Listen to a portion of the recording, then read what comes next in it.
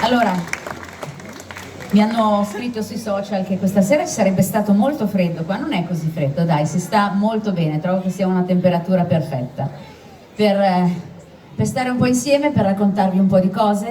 Il mio spettacolo quest'anno si chiama Inspiration Tour. L'ho chiamato così semplicemente perché ho sempre voluto fare questo mestiere, fin da bambina, però mia madre mi diceva: prima di avere dei sogni, prima di avere delle aspirazioni, ti devi ispirare, devi credere in qualcosa, devi credere in qualcuno. E così oggi mi ritrovo su questi palchi, raccontare un po' la storia delle mie canzoni, le loro piccole grandi storie, che sono tante. E siccome è un viaggio che voglio fare insieme a voi, e possiamo andare dove vogliamo, possiamo andare avanti, possiamo andare molto indietro, e io vorrei andare proprio molto indietro. Abbiamo cominciato con questa canzone che mi ha fatto vincere il Festival di Sanremo nel 2003, ma voglio andare ancora indietro, perché